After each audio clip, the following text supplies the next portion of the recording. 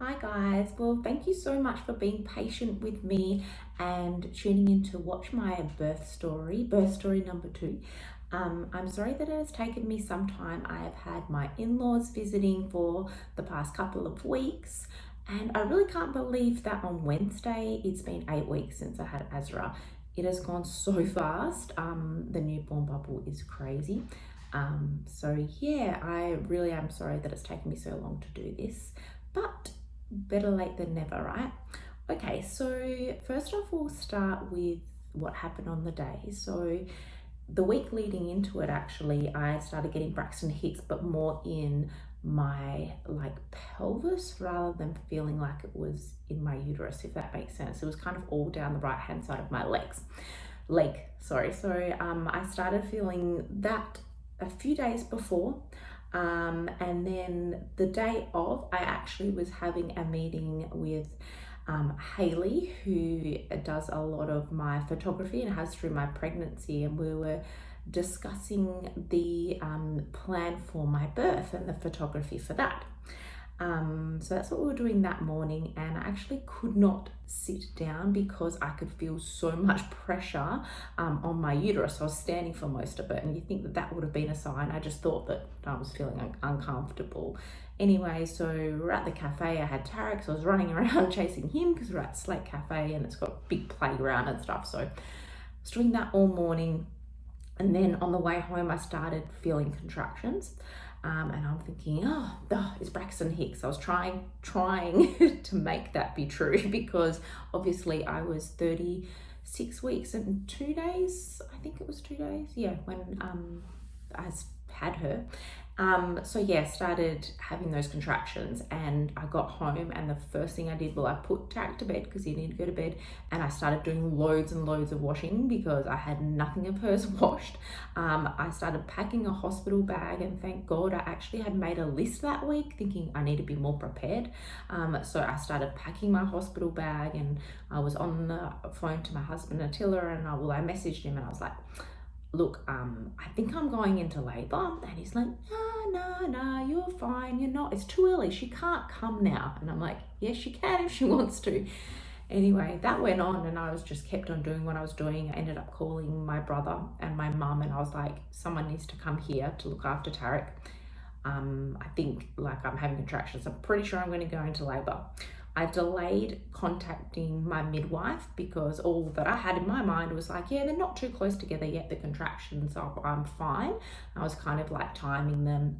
And as they got closer, I thought, better give her a call. So I gave her a call at about 3 o'clock in the afternoon, or 4 o'clock, I think it would have been.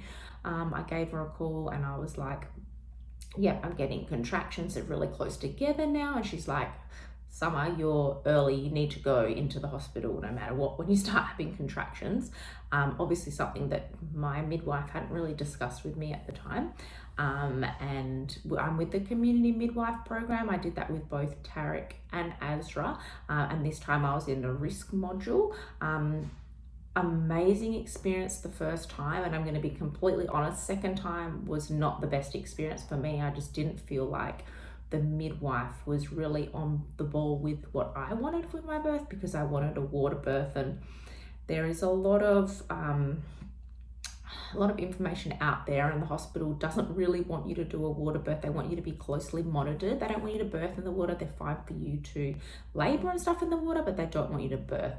Anyway, I was very sure of what I wanted, and that's always what I wanted, and being told that I couldn't, I kind of felt a bit shitty, if that makes sense. Obviously because my first birth I didn't get what I wanted out of it, so I really wanted this for my second one, so I didn't really have the best experience, so I couldn't really hands down recommend them now, which is unfortunate. Like the first one I had the best midwife, she was amazing, so this time I don't know, I just didn't really feel the support as much.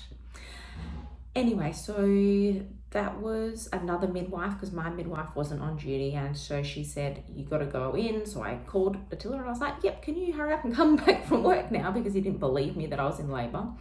And so we went to the hospital to King Edward at maybe like 5 o'clock, I think it would have been, by the time we headed down.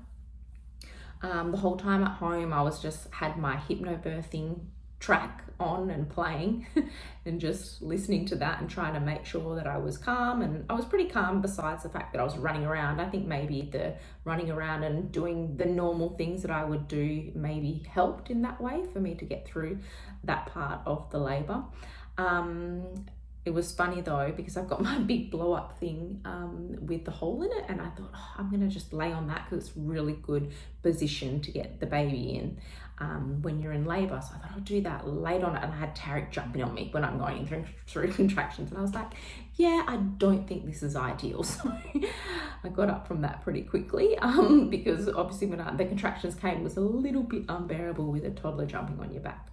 So yeah, on the way to the hospital, was listening to my hypnobirthing tracks, and it was really like the hospital trip this time around was so much easier. I was in a heaps better headspace.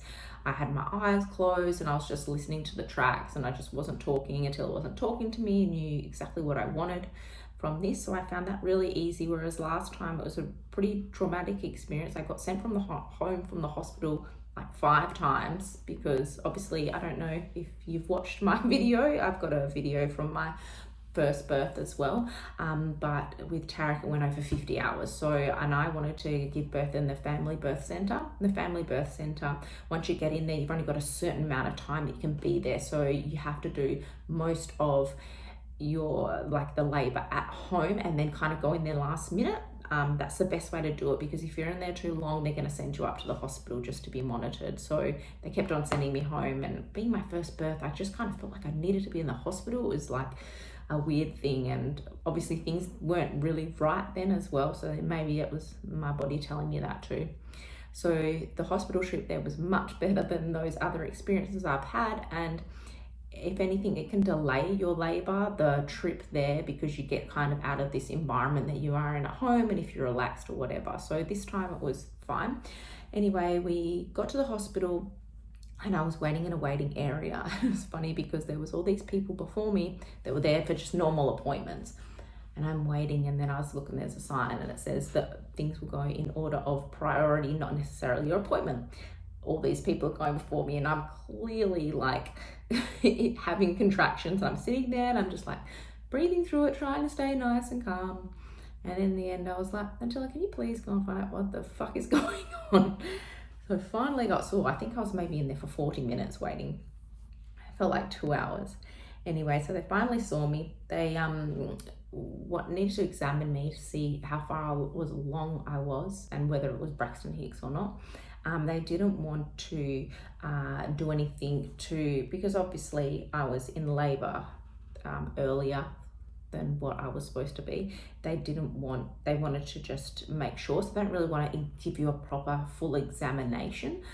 So the girl that examined me, that she used don't even know what it's called, but she used some kind of contraption. I think it's what they use when you're going for a pap smear, just to see if she can check. And then she was like, yeah, you're not even dilating, but yeah, you're definitely in labor. And I was like, how can I not be dilated? Like, I felt like I was heaps further along than what I got with Tarek, and with Tarek I only got to 3 or 4 centimeters. Like, it took, like, he was not in a good position, so it went on for ages and it was very exhausting. I was exhausted for him. So yeah, and I was like, oh, okay, what's going on? Like, this is not right. And I was feeling like this is pretty full on. Like, I was thinking I could feel it a lot more than what I could with Tarek. Like, there was the pain was definitely there in comparison to him. Anyway, one of the community midwives, she came. She was really lovely, can't remember her name. And she gave me a proper examination, and she's like, no, you are like, I think at that point, she's like, you're 4 centimeters. We need to get you into the laboring suite. So we took me to the laboring suite. I literally had time to go to the toilet, which, you know, takes a long time when you're going through contractions. So I got to do that, walked out to the bed. They were like, okay, we need to start monitoring you now. We just want to check, and we just need to check on baby, especially being a VBAC. So they had me strapped up. I had all my pool and everything in the car at that point, was still listening. I had my headphones on, so I was still listening to my hypnobirthing. But I kind of really I think because everything was moving along so fast, I wasn't really in the mood to go, okay, Attila, can you please go get the pool and set it up? It felt like I was a lot further on. I had a feeling like I just didn't have the time for it. Anyway, so they were monitoring Azra, and they were like, okay, heart rate's dipping. And I was like, great, again.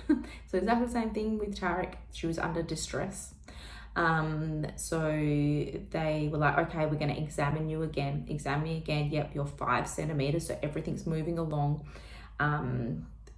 I think a little bit of time had gone by, and by then my contractions were really full on, and I was kind of really yelling at the end of them. And I could definitely feel more pain. The pain was really right up there, and I was like, wow, this is full on. And I was thinking to myself, because with Tarek I had the epidural, and I remember when I had the epidural with Tarek that I felt like as soon as I had it, I felt really good. I felt really calm, really relaxed, and I was like, yep, I'm ready to have this baby.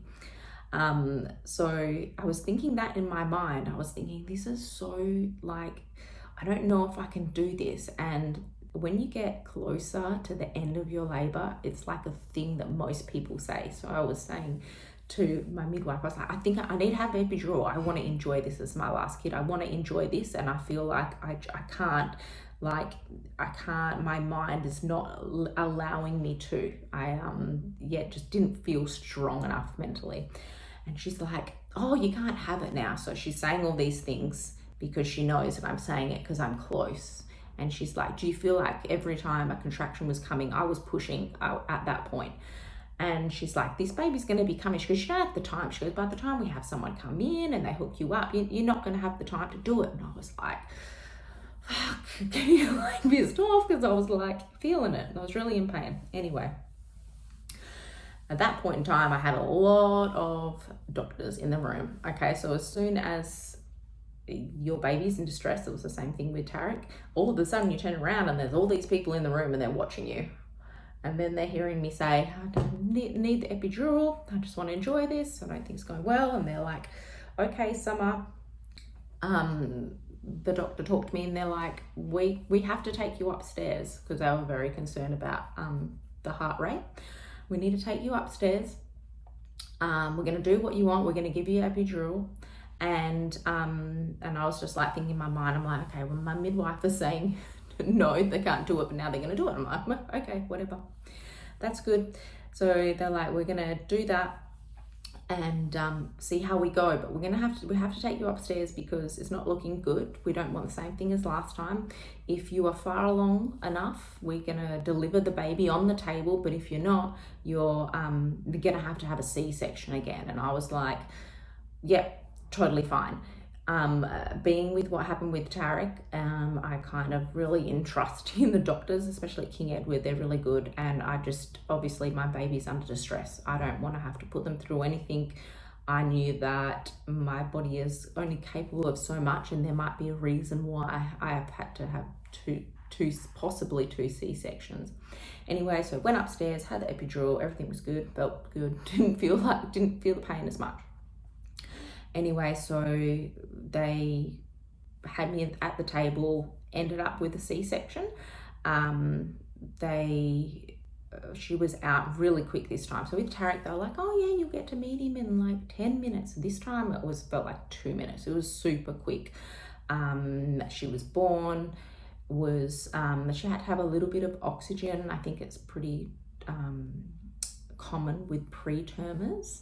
And sorry, I had to write notes because I've actually already done this video and I had to redo it because I missed out on so much information. So I don't know if I said it before. So I went to labor at 1, and then by the time I went up into theatre, it was just before midnight. So it was a lot quicker than my experience with Tarek, like so much quicker. Yeah, I think it was just before midnight. So she was born on the 9th of October. I kind of remember like the 10th, I don't know why, but it was just before midnight. So it was a lot shorter than, everything with Tarek. So they had me up there. She came out. Everything was all good. Obviously, it was a little bit scary when they had to have oxygen and stuff, and they put her on me straight away, which was really nice, obviously. And she was there for a really long time. So with Tarek, you know, I didn't feel like we were there. It was like maybe half an hour or something by the time they stitched me up, and they're there for ages, and I could feel my body moving around from side to side and stuff. And I was like thinking, okay, something's wrong. And I said to Attila, I was like, something's happened. Like, they're taking a long time. He's like, no. I was just, that's for his thing for the day. No, everything's okay. I'm like, no, something's happened. Anyway, both doctors came back and they were like, Summer, you're in pain. So much pain because you actually ruptured your uterus. So where I had my scar before, it had fully ruptured. And this is obviously a reason why they don't want you to do VBACs, is because of something like this happening. And they're just like, you are so lucky that both of you are totally fine and okay. Obviously with things like this, there's risks of like life-saving surgery, hysterectomy. It can be really, really bad. And then obviously she could have been affected too. So they just could not like put that across to me enough of how lucky I was. And I felt so lucky as well. They said I'd actually got to 9 centimeters. So by the time I was from downstairs to upstairs and on the table, which I mean, it could have been half an hour, maybe a little bit more, maybe half an hour to an hour, that I had already gone to 9 centimeters. So my body was, this time around, was like ready for it and ready to go. But yeah, it just wasn't going to happen. So yeah, so that's what ended up happening there, and I was very lucky. I think I look back now and I think, you know, what an idiot. Like, I shouldn't. I mean, you're just not going to know whether, when it comes to having VBACs and stuff, whether it's going to work out okay. You just have no idea. And I think that even if I went into, because I went to labour early, they possibly would have been like, okay, just you know, try to give birth naturally anyway. So I could have ended up with the same result regardless. Yeah, so then the next day I had one of the doctors come in, and I've got to go see a gynecologist and stuff afterwards as well. And they said, okay, so they wanted to tell me that my uterus is actually misshapen, so it's not a normal shape. I swear they said to me that it was bicornate, but then I've got unicornate written in my notes. So bicornate, it means it kind of just dips down a little bit in your uterus, so it makes it smaller and actually gives you a higher chance of miscarriage and everything as well. Unicornate is more like there isn't one side or one fallopian tube or something. I haven't really looked into that too much, and I thought, if it was that, I felt like the first C-section, they would have been able to tell me what was wrong. So I'll find out soon anyway. Just keep an eye on my Instagram and stuff, and I'm sure that I will share what it actually is. So it makes a lot of sense to me. It's the left side that's kind of misshapen, and both of my babies always carried on the right, and that's where they both were, like, most of the time, obviously, because there wasn't enough room. Obviously, the reason why Azra did come early as well, because Tarek was the same size as her pretty much at full term. So obviously she got to that size and the body was like, it's time to get out, there's not enough room.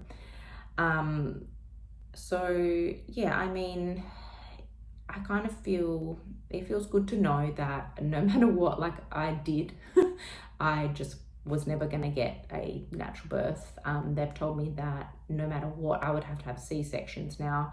I wouldn't be able to get pregnant for 3 years. I don't plan to get pregnant again, so fine with me.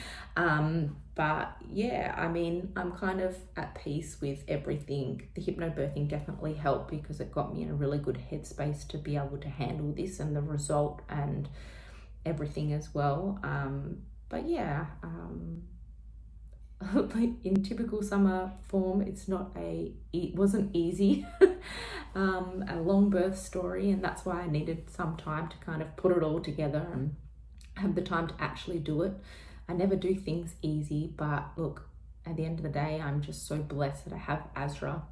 I don't know if everyone saw, but I did a post just a while ago saying that at the start of this pregnancy there was 2 embryos, so it was actually identical twins. So I think that we're just fortunate that we got to have one. I think that now, knowing about my uterus, that who would have known what could have happened? I might not have ended up with any babies. They might have came really early. So yeah, just don't really know. But I'm just so fortunate for what I do have, and things have been going well at home, and it's just the typical newborn stage. You kind of forget, hey, you kind of forget how much they cry, and I'm like, gosh, she cries so much, but it's normal. You forget. And you know what, like any other mums out there going through the newborn stage, I'm telling you that you forget, because everything else after that is better, and like you just forget the hard phases, or I like to call them challenging. I don't like to say that anything's hard. But yeah, so I think I covered everything this time and I didn't leave anything out. But thank you to Kelly Austin for all your help with the hypnobirthing. Even though I didn't get what I wanted with this birth, I felt a lot more empowered and better about it, as you can tell. Yeah, so I'm just super thankful. And King Edward was amazing again. The doctors there are so good, and the midwives and stuff are really nice. So if you're ever thinking of giving birth anywhere and you have the option to go to King Eddie's and you're public, it's a really good option. If you can do the family birthing center, that would have been my preference. But thank you guys so much for waiting for me to do this video and for watching. And I'm really sorry for all the ladies that wanted positive things that are going in for VBACs that have contacted me. I'm sorry I don't have a better story for you, but maybe just try to figure out exactly why you had a C-section in the first place. I tried to investigate it more, and I actually asked the question of, can we do an ultrasound to make sure it's not my uterus? And they were like, no, you're not gonna know until you have it. Well, I probably could have known, but so if you can, maybe just do some further investigation as to why it happened in the first place. But you know what, friggin' go for it and do it. You're all strong mamas, and I'm sure that you're totally capable. And I mean, look at how my body reacted this time. Last time I didn't go past 3 centimeters, and this time I got up to 9. Like, far out, I was almost there. But yeah, so I hope that gives you a bit more of a positive outlook on it. Anyway, guys, thank you so much for watching, and I'll speak to you all again soon.